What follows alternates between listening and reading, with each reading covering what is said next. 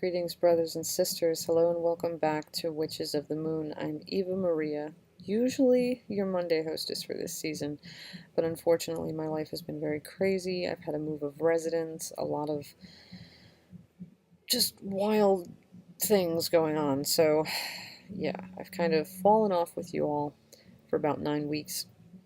But what I plan to do is I plan to try to catch up, over time. I want to see if I can do a video here and there to cover the topics that I missed. So if you see me popping up with videos of like topics that were already covered this season that I wasn't present for, that's why. I'm trying to make up for lost time and give you my perspective on things as I try to follow along from this point forward. Now we're on week 17 of season 7. This is supposed to be the Share a Spell week. The week we just finished, though, was Scrying. So I think what I want to do with this video, which again I'm posting late because I'm supposed to be the Monday host, I think what I'm going to do in this video is I'm going to kind of do like 2 topics in one. I'm going to talk a little bit about Scrying, and then I'm going to share a spell. I'm not going to be demonstrating it in this video, of course, because it's just easier for me to tell you how it's done. It's a little difficult for me at the moment to round up all the supplies that it would require for me to do an actual tutorial and show you. But I think just a verbal walkthrough I think might be fine. So with that said, let's talk about this past week's topic. Let's talk about season 7, week 16. We're going to talk about scrying first. I'm actually a pretty strong scryer, so this is a topic that's very familiar to me. Essentially what scrying is, some people say, oh, it's discerning imagery in the surface of something shiny, in order to gain further insight into a situation or a question you might have, in order to gain further insight of some sort. I don't think, though, we should limit scrying to just, discerning images on shiny surfaces. In my experience, scrying can be done with any number of things. When we're kids, we often look at clouds and discern shapes in the clouds. Oh, there's a bunny, there's an angel, whatever. Scrying works like that. You're looking at something, and your mind's eye sort of discerns an image. Something in that substance looks like something else to you. And essentially that's what scrying is, only the difference with, just looking for shapes and just like leaving it at that, and scrying is that when you scry, you're paying attention to what shapes exactly are you seeing, like what symbolism they hold for you, like what does that mean to you. Like, okay, let's say you see a rabbit in clouds. Okay, if you're taking it to the level of scrying, you may ask yourself, what does a rabbit mean to me? Like, what would I associate with a rabbit? How does seeing that rabbit make me feel?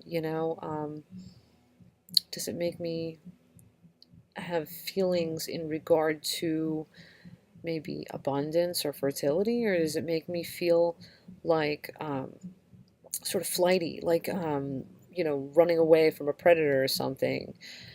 That matters in scrying, how a certain image will sort of speak to you, what story it'll tell you, how you feel about something, the symbolism it holds for you. Again, as I said, how it feels. I think I just said that. Sorry. I don't mean to be repeating myself. But, there are many substances, many things that can be used for scrying. I have heard of people looking at wood grain, and discerning images in wood grain. I have heard of people drinking their morning coffee and then looking at whatever clings, whatever foam or, leavings to sort of cling to the sides and the bottom of the cup. And they will discern images in that. Obviously, many of us have heard of tea leaf reading, where a little bit of loose tea leaves will be put in a cup of tea. You know, you drink the tea and then you turn the cup upside down, you wait a second, and then you turn it back up, and then you look at how the leaves kind of cling to the cup, you know, and what images you see in those, and what the images sort of symbolize to you, and what they feel like, and so on and so forth. I've even heard of someone who knew somebody who would smear pizza on a plate, on a paper plate, and you know, they'd turn the pizza face down, smear it on the paper plate, and they would actually scry into the smeared pizza on the plate, and people were astounded at how accurate that guy was. What I'm saying is, the sky's pretty much the limit. You know, some people may do a lot of crystal scrying, you know, whether it's a crystal ball or some sort of a crystal. Some people think that the clearer the crystal, the better. I don't personally believe that. I think the more inclusions a crystal has, the more like craziness it's got going on, the more little like cracks and whatever inside, the better. Because I think it's easier when you're looking at a surface or a substance that has some busyness or you know, almost intangibility to it. I don't know how exactly else to describe it. When there's a little bit of busyness or intangibility kind of going on in something, I think it's easier to see shapes in something like that. When you have sort of a more solid, very clear surface, it's a little, it takes a little more practice, I think, to really start to discern things and something like that. I've heard of some people say that, for example, if you're using a scrying mirror, it's just a black shiny surface. And I've heard that, you know, you have to soften your gaze in order to work with scrying mirror as well, you know, in order for images to begin to sort of come to you based on the reflections in the room. You know, with your softened gaze, those reflections will appear to be other things. I think for beginners, when it comes to scrying, it's just easier again to utilize something with a little bit of busyness and intangibility to it. One method I think I may have mentioned before, either I can't remember if it was here or if it was, I don't know if it was here or if it was on the biophilic alternative or if it was on my own channel.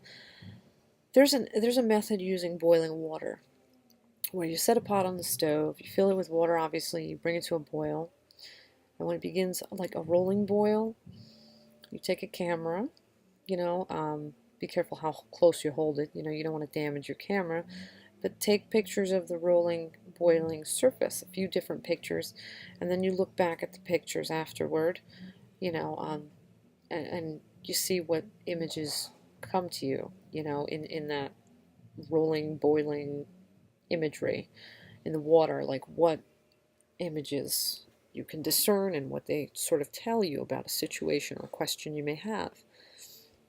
You can also do this with fire scrying, you know, particularly not so much with candles because I think a singular flame is difficult. But I think with like fire pit fires or campfires or like wood burning stove fires or fire, you know, fireplace fires, fires like that where there's a lot more flame going on, a lot more points of flame, and you know, just a lot more going on. You can take pictures of fires crackling like that, and you can look at the photos and see what you discern in those as well. Yeah, the sky's pretty much the limit. But again, I will say from experience, you know, the busier, the less tangible a surface or a substance, I think, the easier it'll be for you as a beginner, if you are a beginner. I also advise try not to have preconceived notions about something before you do your scrying in order to seek answers. Generally, I would say with any kind of divination, you shouldn't have preconceived notions in regard to what you think your answers will be. I think you should just be open, see what feelings you get, what symbolism comes to you, you know, what that, whatever it is coming out of the divination in regard to a situation, in this case, images coming out of your scrying in order to sort of give you insights. Be open, don't have like in your mind what you think the divinatory tool is going to tell you, because then you're going to see what you already think you're going to see. Just be open. Just be completely open. It's okay to have a question in mind, like, I'd like to know more about such and such, or, for example, you know, I don't know, I'm going to start a job. How will it go? Or something like that. It's okay to have a question like that. Any kind of question. That's fine. Or even if you want to just approach it like, what do the flames or the clouds or the boiling water or what's the wood grain or whatever it is have to tell me. The cards, what have you. I'm just using these as examples because we're talking about scrying. You can just be like, what is this divinatory tool or whatever it is have to tell me about such and such, or just have to tell me in general, and just see where it kind of takes you. And what else? I'm trying to think. Is there anything else that I might want to mention about scrying?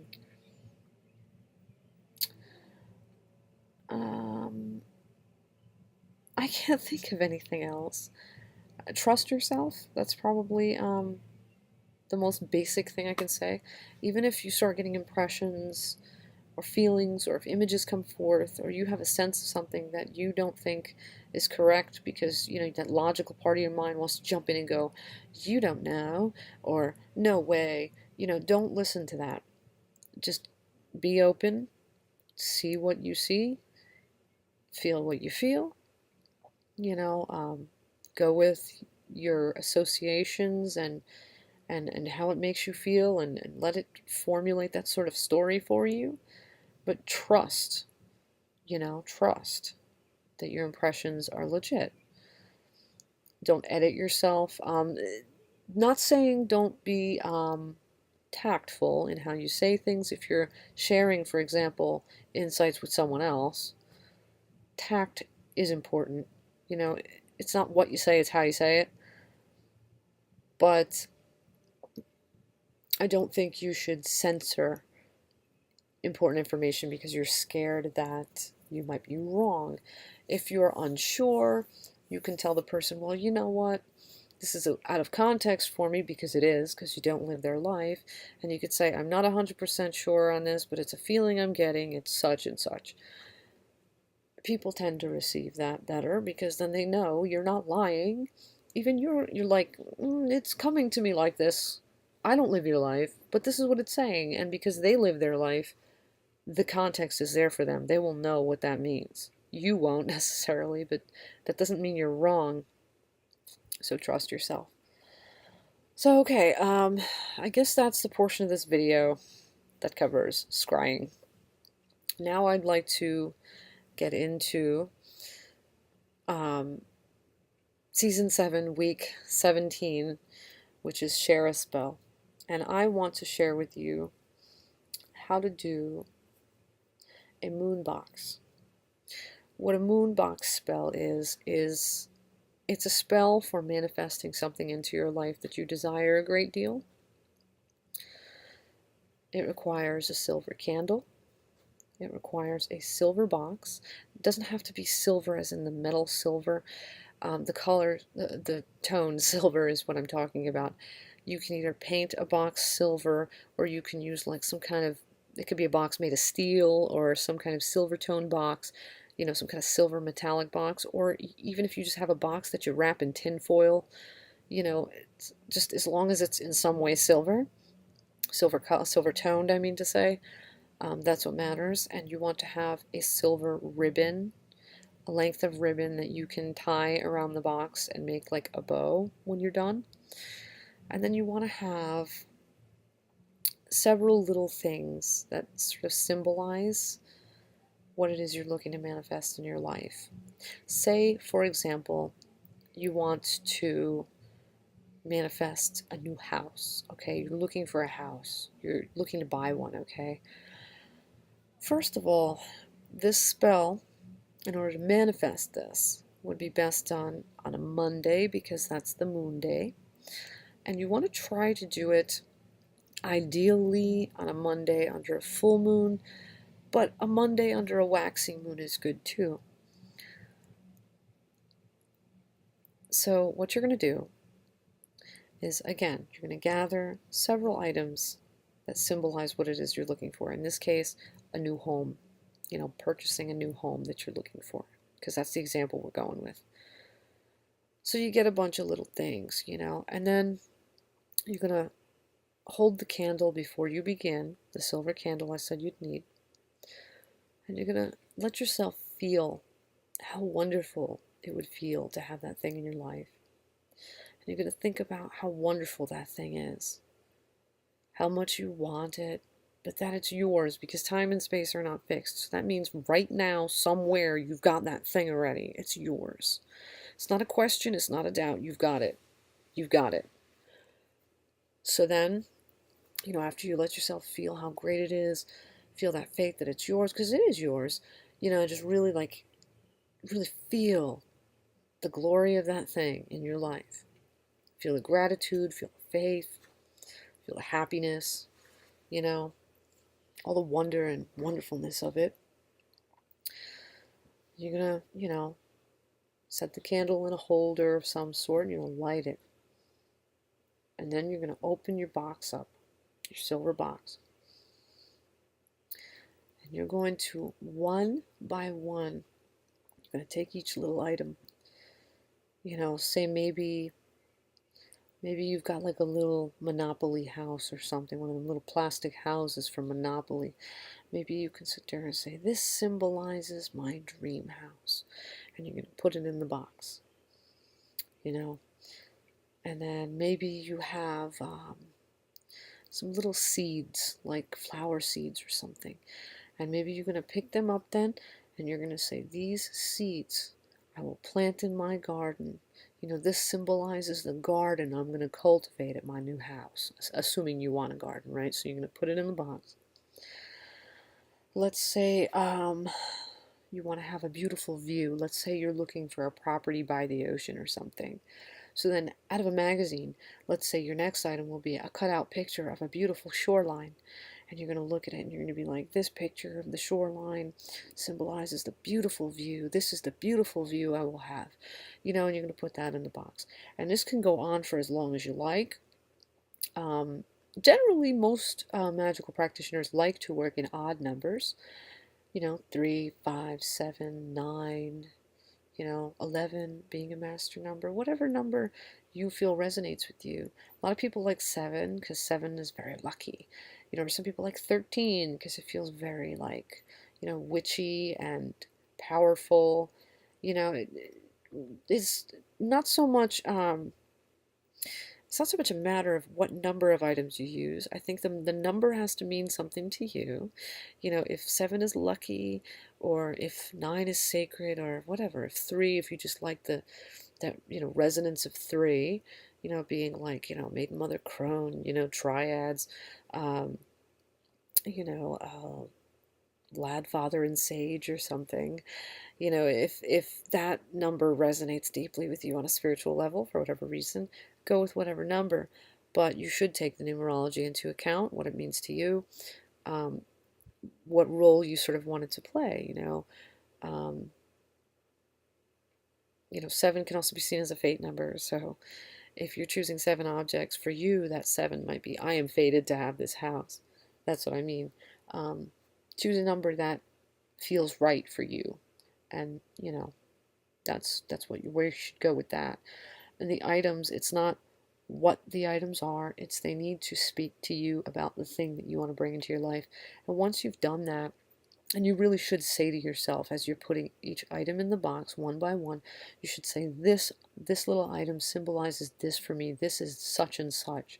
Then you're going to put it in the box. And you're going to put all the items in a box like that, one by one, going through them. And then you're going to close the box. And then you're going to tie your ribbon around it, and you're going to say something along the lines of, under the light of the moon, I put all these things together that they may grow into manifestation for me. This is a gift from the universe for me. I have faith that this will come into my life. This will be mine. And then you're going to take that box and you're going to put it away somewhere. It's probably easier if you hide it somewhere, but you don't have to hide it per se. You can just put it away anywhere that you feel it will be safe. Don't open the box. Don't mess with the box until whatever it is that you wish to manifest in your life has manifested. Because essentially in that box, it's gestating. It's in the womb of, the Great Mother. And when she gives birth, it'll come into your life, whether you open the box or not. But once it is in your life, then it's okay if you open the box. I've tried this spell before. I've done this for something, and I had excellent results. It was very, very powerful, I found. But the most important thing about this spell is that it must mean something deep to you. It must be very, very meaningful to you. The items you choose and the number, like the number and what exactly you pick, what little symbolic things you pick, they should mean a lot to you. And when you're holding that candle in the beginning, before you light it, when you're charging it with your intention, what you're doing, again, just as a reiteration, you're feeling not the want for it, but you're feeling like time and space are not fixed, so this is mine already. I have this. This is coming. And oh, this is so glorious. And oh, I can feel the happiness. When it comes, I'm going to be so happy. Because I know, like, it's going to come to me. You got to, like, just really feel like good feelings.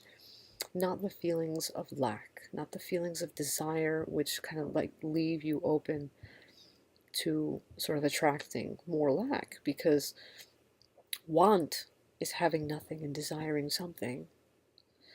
But feeling the joy, feeling the faith, feeling the gratitude, that's acknowledging that thing existing somewhere in time and space is already yours, and it is.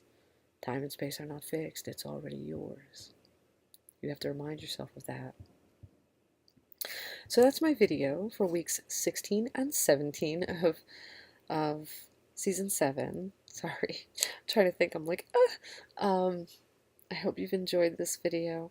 Again, I will do my best to come back and cover the weeks that I unfortunately skipped because my life has been very, very out of whack lately. And I'm going to wish you all blessed be and ashe, and you all have a great night. And until next time, until our next exchange, you stay awesome, and bye-bye for now.